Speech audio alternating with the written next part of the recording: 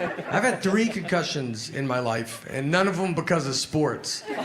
Just living life, man, you know? Stuff happens to your head. What are you gonna do? One was in high school. I got pushed into a wall head first, and it took them 3 class periods to figure out I had a concussion. That's how much I was bringing to the table.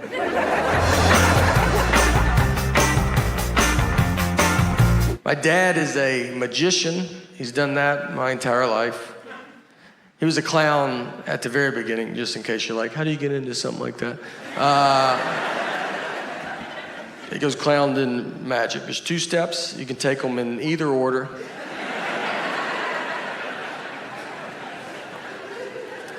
I was born, he was a clown. It was never weird to me. I thought everybody's dad was a clown.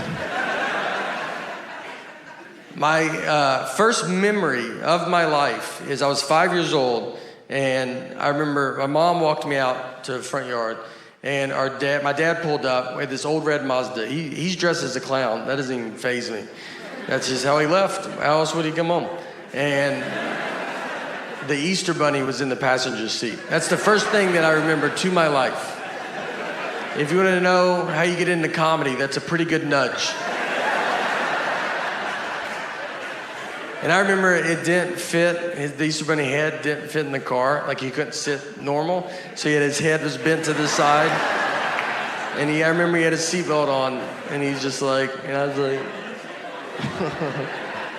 I like to think about all the other people that saw that, just in the car next to him, just at a red light. You're like, I didn't even know they hung out like that. I do 0 working out. Not even, I mean, it's not like you're like, whoa, wow. Like, it's like, yeah, we figured that. Every hotel I go to, I ask if they have a gym. I don't even have clothes that I could work out in. There's no way. I'm like, is it 24 hours? I was going to start tonight at midnight. So I was wondering if that's... What I've learned, what's easier than working out is just tell people that you used to weigh 300 pounds. That's a lot. They don't know, you know? So I've never weighed 300 pounds, but I look pretty amazing for a guy that used to weigh 300 pounds. You're like, yeah, I got tired of being tired, all right, you know? Today's my cheat day, obviously, but normally I'm pretty strict. So me and my buddy, we rented a car. He's driving. On the way out there, I see a dead horse just laid out in this guy's yard. And I've never seen that before. And I was like, man, I bet you don't think about that when you buy a horse, it dying. You know, what do? That's a huge thing, dying in your yard. You can't just scoot it off into the woods with your foot and try to get another one that matches before the kids come home. You have to tell your wife to keep the kids away for a month. You got to Google how to move a dead horse. You got to probably try to get another horse to help you do it. And that's not easy. That's what the blinders were invented for, because it's like, just look ahead. Don't worry about what's going on back. No, look. Or you gotta get your friends to help you do it, and you can't spill the beans too quick on that. You think it's hard for them to help you move a couch? Try a dead horse. You gotta lie to them, like, we're getting a divorce. Just come over, bring your truck and some gloves. And when they get there, let me tell you, they're gonna see it, all right? Everybody saw it. It was next to the road. And they're gonna pull into that driveway and just be like, I don't think they're getting a divorce at all. I think we're here to move that dead horse is what I think. I just don't eat anything healthy. I like apples, but I only like pre-cut apples. I won't eat a whole one, you know? I'm not a horse, all right? So... could you guys do some work over there at the apple factory, you know, however apples get here? I've watched a lot of the documentaries that try to make you eat better. Like I watched Fed Up, and it's about all the food that I eat every day. There was nothing in it that I haven't had recently. You know that saying, like, I haven't had that in forever? I haven't said that in forever. There's nothing I haven't had. Airheads, that's usually something like, oh, are they still doing good? Yeah, they're doing great. They got more colors now, it's pretty fun, you know? On the way back, since my buddy was driving, he did not see the dead horse, you know? And I'm like, well, you can't not see it. So it's just one road, and I was like, I'll just show you where it's at. So we're driving, and we get to it. I was like, it's right here. And I pointed, and the horse was standing up, doing unbelievable. One of the healthier horses that I've ever seen.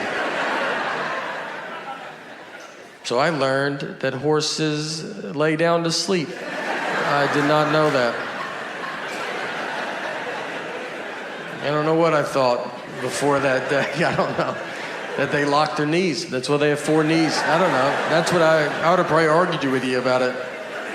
People always talk to me very easy too, or dumb. Like if I talk to a stranger, I can always feel it. And I think it's my eyes. I have big eyes, you know? And so I just get a lot of like, you still with me, man? And I'm just sitting there like, yeah, man, I'm listening. And he goes, all right, I don't feel like you could have been anywhere, you know? And our daughter, she's 6 now, but she was 5 at the time. This was her first pet. She was best friends with this dog. And it was the first thing that was gonna die in her lifetime. So it's a lot of stuff to have to explain to a kid, you know? And so I was talking to my wife about like, how are we gonna tell her? And at first I was like, let's just act like we didn't have a dog. 5-year-olds are smart, but if we stick together on this, and she comes home from school and is like, where's the dog? And we're like, what dog? Like, I've never seen a dog. Don't you think I would know if there was a dog? But I read an article about the long-term damage of that. It's pretty good. So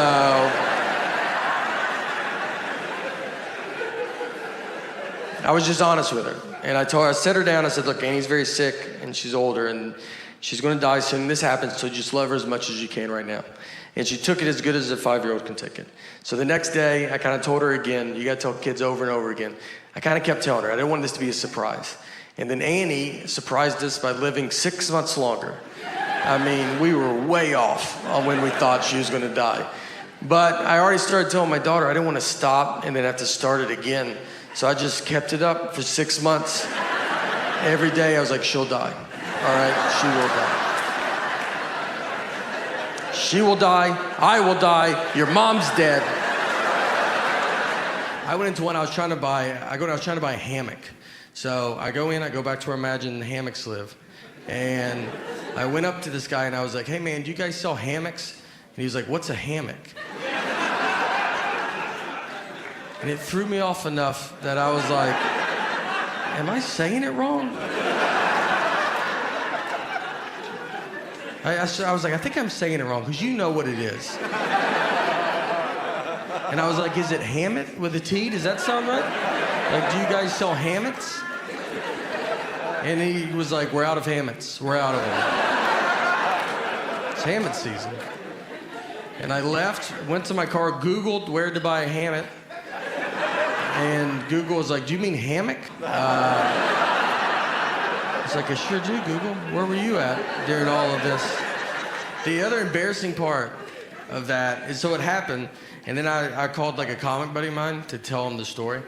And I was like, this is funny, right? But then I asked him, I was like, hey, do you think if I tell people I was buying a hammock, is that gonna come off like I'm bragging? Like, for some reason, in my head, that's just like a wealthy purchase. Like, that's a hammock at Walmart. Like, an audience would be like, whoa, all right. I didn't know we were just hearing about how good you're doing. Man, what's it like to have 2 trees that close together? I got a reversible jacket at home, and I have 2 of them because I didn't know it was reversible. Bought them at the same time. Tried them both on separately. Liked the black one, thought might as well get the blue one too. Went and laid them up there, and I remember they go, are you sure? I go, yeah, I think I know what I'm doing here, right? So I go into a Starbucks, and I get to the front, and I was like, I'll take an iced coffee with cream. She goes, with cream? I go with cream. And then she goes, iced coffee with cream? I go, iced coffee with cream. She goes, with cream? I go with cream. And she said it one more time. She said, so iced coffee with cream? And at that point, I should have said, what's going on right now?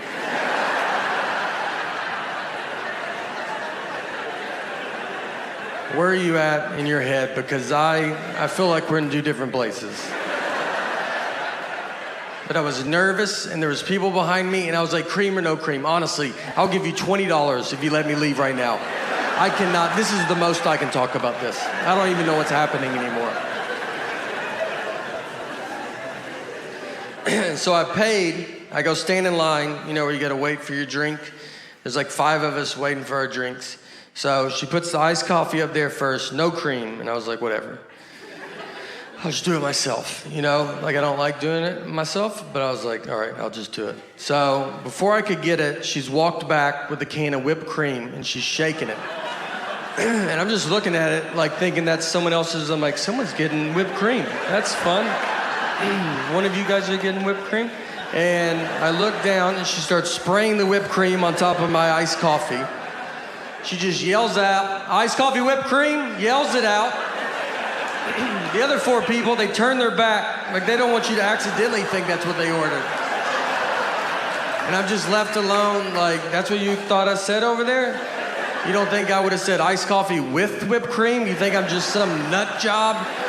It's like, I've had too many problems in this Starbucks, so I'm only going to use the words that I want and no other words. Iced coffee, whipped cream cup.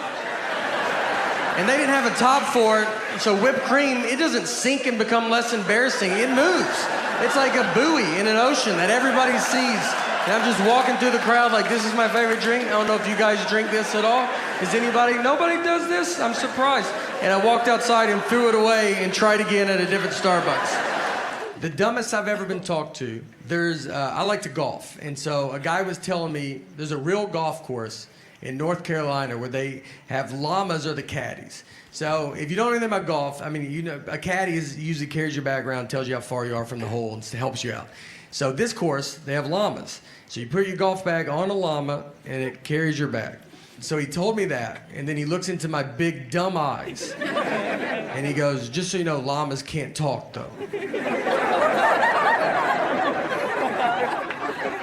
I mean, that's the question he was trying to get ahead of as he looked into my stupid eyes. Like he's like, I'm gonna say it so that guy doesn't have to say it.